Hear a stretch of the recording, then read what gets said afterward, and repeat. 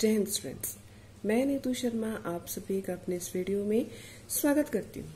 बच्चों, आज हम विष्णु खरे जी द्वारा रचित उनकी जो कविता है जिसका शीर्षक है सत्य, तो इस कविता की सप्रसंग व्याख्या पढ़ेंगे।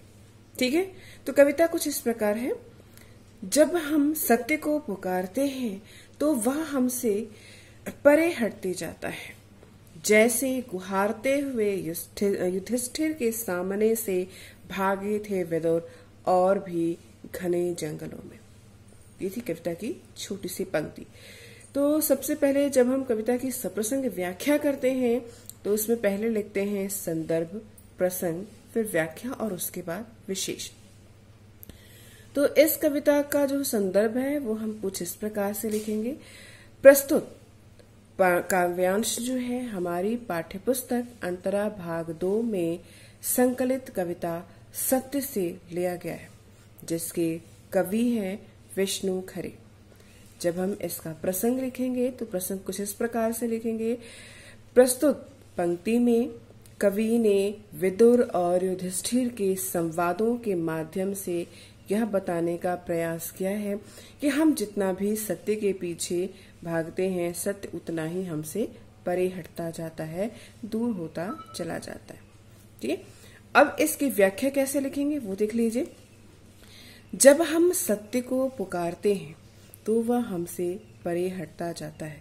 तो इस कविता के माध्यम से कवि कहता है कि जब वह सत्य को पुकारते हैं तो सत्य हमसे और भी अधिक दूर होता चला जाता है, परे हटता जाता है। ठीक उसी प्रकार मैंने आपको बताया था कि विदुर और युधिष्ठिर के संवाद प्रसंग के माध्यम से तो बताते हैं कवि कि ठीक उसी प्रकार जिस प्रकार युधिष्ठिर दीनता पूर्वक ऊंचे स्वर में पुकारते हुए विदुर के सामने जाते हैं और विदुर उनसे उतना ही दूर चलते जाते हैं, क्योंकि यहाँ विदुर को सत्य का प्रतीक माना गया है। ठीक है, तो उनसे और भी दूर होते चले जाते हैं, परे हटते जाते हैं, जितना ही दीनता पूर्वक युधिष्ठिर उन्हें पुकारते हैं। देखो ना, जैसे गुहारते हुए युधिष्ठिर के सामने से, जैसे दीनता पूर्वक पुकारते हुए युधिष्ठिर के सामने से भागे थे विदुर और भी घने जंगलों में। विदुर और दूर चले जाते हैं, घने जंगलों की ओर बढ़ते चले जाते हैं। तो ये थी पहली पंक्ति का अर्थ।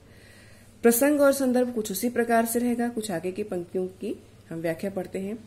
सत्य शायद जानना चाहता है कि उसके पीछे हम कितनी दूर तक भटक सकते हैं, कि सत्य शायद हमारी परीक्षा लेना चाहता है।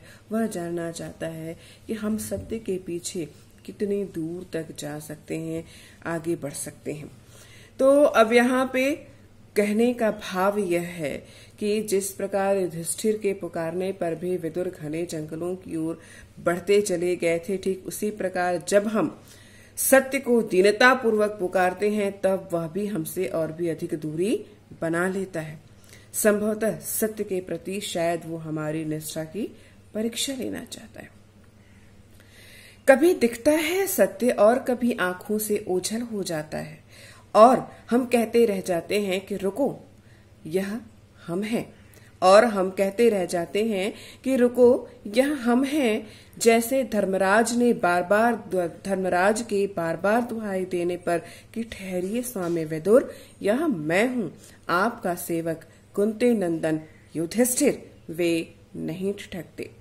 कवि कहता है कि ठीक उसी प्रकार जब हम सत्य को ढूंढते हैं, सत्य शायद हमारी परीक्षा लेना चाहता है, हमारी निष्ठा की परीक्षा लेना चाहता है, इसलिए वो और भी अधिक हमसे दूर होता जाता है। तो ऐसे में कवि कहता है सत्य जैसे कभी हमारे आंखों के सामने आकर खड़ा हो जाता है, तो सत्य कभी हमारे आगे आकर खड़ा हो जाता है और कभी लगता है ओझल हो जाता है, अर्थात हमारे आंखों से दूर हो जाता है, परे हट जाता है। तो कवि कहता है कि सत्य कभी हमें दिखाई देता है, कभी हमारी आंखों से ओझल हो जाता है और हम सिर्फ उससे यही कहते रह जाते हैं कि रुको, यह हम हैं। अर्थात कवि के कहने का तात्पर्य है कि सत्य का कोई स्थिर स्वरूप नहीं होता, उसका कोई आकार या उसकी कोई पहचान नहीं होती, और जब तक हम सत्य को अनुभव कर पाते हैं, सत्य की पहचान कर पाते हैं, तब तक वह क्या होता है, हमारे आंखों से लुप्त हो चुका होता है, दूर हो चुका होता है और हम सिर्फ उन्हें बार बार रुकने के लिए पुकारते रह जाते हैं। अब यहां पर एक लाइन दिया हुआ है कि जैसे धर्मराज के बार बार, ठीक उसी प्रकार जैसे धर्मराज शब्द का प्रयोग यहाँ युधिष्ठिर के लिए किया गया है, तो कवि कहता है कि ठीक उसी प्रकार जैसे धर्मराज युधिष्ठिर के बार बार पुकारने पर, अब यहाँ पर धर्मराज युधिष्ठिर के बार बार पुकारने पर जैसे विदुर और भी घने जंगलों की ओर चले जाते हैं, तो धर्मराज युधिष्ठिर विदुर को इसलिए पुकारते हैं कि इंद्रप्रस्थ और खांडवप्रस्थ जो उन्हें मिला था और युधिष्ठिर के साथ या पांडवों के साथ जो अन्याय हुआ था, तो उसके बारे में विदुर को सब कुछ विदित था। तो उसी सत्य को जानने के लिए कि पांडवों के साथ इतना अन्याय क्यों हुआ था, तो इस सत्य को जानने के लिए युधिष्ठिर बार बार उन्हें पुकारते हैं। तो कहते हैं कि जैसे धर्मराज के बार बार युधिष्ठिर के बार बार दुहाई देने पर कि हे स्वामी विदुर, रुक जाइए, ठहर जाइए, यह मैं हूं, अपना परिचय देते हुए कहते हैं कि मैं आपका सेवक कुंती नंदन अर्थात कुंती का पुत्र युधिष्ठिर हूं। इतना सुनने के बावजूद भी कवि कहता है कि विदुर ठिठकते नहीं अर्थात रुकते नहीं है। तो अब इतनी पंक्तियों का अर्थ हमने जान लिया है, इन पंक्तियों की विशेषता क्या है वो जान लेते हैं। यह जो पूरी कविता है, पूरी रचना है, वह मुक्त छंद में है। सत्य का यहाँ पर मानवीकरण किया है। भाषा में सहजता, सरलता और प्रवाहमयता के गुण विद्यमान है। बार बार शब्द में पुनरुक्ति प्रकाश अलंकार है। इसके अलावा अनुप्रास अलंकार की छटा भी इस पंक्तियों में देखने को मिलती है। तो अब यहाँ पर हमने जान लिया ये काव्य के कुछ शेष अंशों की सप्रसंग व्याख्या।